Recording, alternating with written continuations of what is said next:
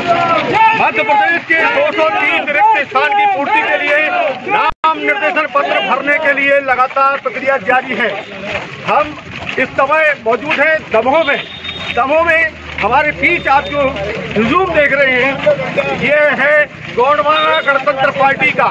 गोंडवाना गणतंत्र पार्टी में सम्मिलित हो गए हैं भारतीय जनता पार्टी से त्याग पत्र देकर विनोद राय वह चेहरा जाना माना चेहरा है और वह अब ताल ठोककर मैदान में है। हम इस समय उनसे चर्चा करेंगे। विनोद राय जी, आपका स्वागत है।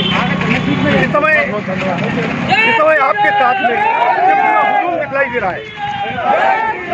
भारतीय जनता पार्टी में आपने लंबे समय तक कार्य किया, लगातार आप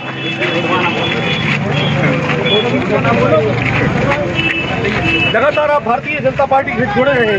आखिर ऐसा क्या आपने उससे मोह भंग करके त्याग पत्र देकर अब आप चुनाव के मैदान में गोंडवाना गणतंत्र पार्टी के मैदान में? भारतीय जनता पार्टी बड़ी बड़ी बातें करती है कि हम सर्वे कराते हैं, सर्वे के हिसाब से टिकट देंगे। भारतीय जनता पार्टी ने मीडिया ने सर्वे कराए हैं, उनमें सबसे नंबर 1 पे हमारा नाम था और विधायक जी का तो सबसे लास्ट में था और उनका विरोध था। उसके बाद उनको टिकट दे दी गई। सर्वे का क्या मतलब?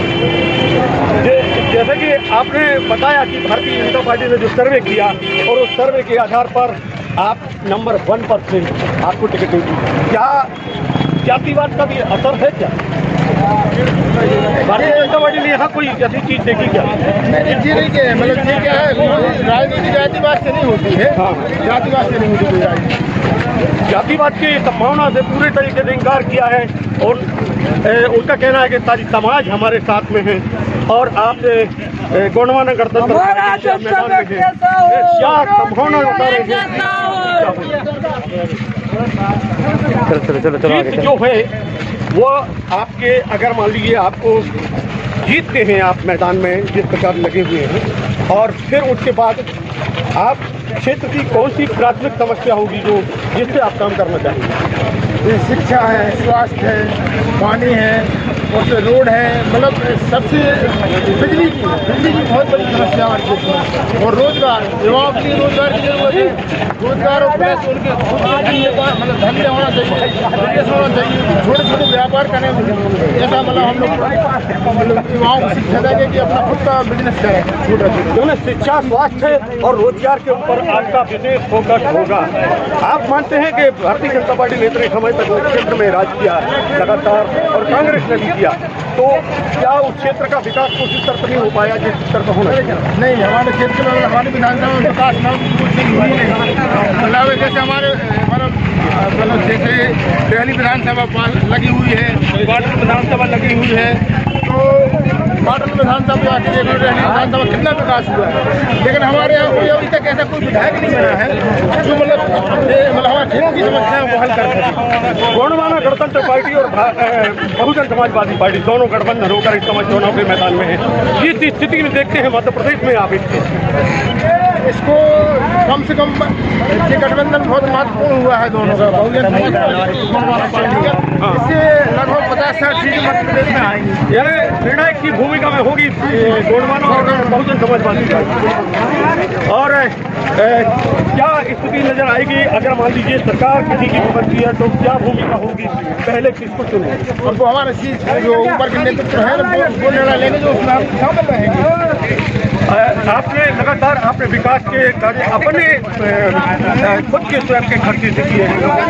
जब आप अंत्येष्टि की बात हो या फिर अस्थि विसर्जन की बात हो, दवाओं की बात हो, सारी चीजें आप करते रहते हैं। ये प्रेरणा आपके पास कहाँ से आई और कहाँ से आप ये ऊर्जा लाते? ये हमारे पूर्वज हमारे माँ बाप की कृपा है कि मतलब हम अभी लगभग 250 गाँवों में नकली अंतिम संस्कार के लकड़ी भेजते हैं और अस्थि विसर्जन के लिए नर्मदा जी और गंगा जी गाड़ी फ्री बेचते हैं। और जैसे अगर कोई गरीब आदमी दवा कराने जाता है डॉक्टर के यहाँ, तो मतलब वो दवा तो मतलब इलाज तो करा लेता है, लेकिन दवाई लेने के लिए पैसे नहीं रहते, तो हमारे व्हाट्सएप में पर्चे भेजते हैं, तो उसके घर हम दवाई भेजते हैं। अब विषय ये आता है कि इतना सारा जो हुजूम है, इतनी जनता है, ये मतदाता आपके क्षेत्र के हैं, तो क्या ये जो आए हैं ये अपने अपने संसाधन से आए हैं या लाए हैं? नहीं, अपने संसाधन सभी अपने अपने संसाधन से आए। लगभग कितने वाहनों का काफिला था और कितनी भीड़ थी? 500 से अधिक वाहन और कुछ जगह भी लेकर आए। हम लेके नहीं आए, अपने खर्च बिल्कुल लेके आए। जैसा कि आप सुन रहे हैं, यहाँ दावा किया गया है कि हम लेकर नहीं आए हैं, लोग आए हैं। मतदाता हैं चबेरा विधानसभा के, वो सरकार के भरे हुए हैं। युवाओं की टीम यहाँ दिखलाई दे रही है, लगातार आगे बढ़ रहे हैं हम, और इससे चर्चा कर रहे हैं विनोद राय जी से कि वह मैदान में है और आने वाले समय में एक निर्णायक की भूमिका में होंगे। क्या मानते हैं भारतीय जनता पार्टी और कांग्रेस किस स्थान पर पहुंचे परिणाम आपके अनुसार? हमारी विधानसभा में हाँ, इनका नंबर नहीं लगेगा, नंबर ही नहीं लगेगा। अच्छा, ये स्थिति है कि कम से कम 25 से 30 हजार तक के चुनाव में जीत का दावा कर रहे हैं विनोद राय। उनका कहना है कि भारतीय जनता पार्टी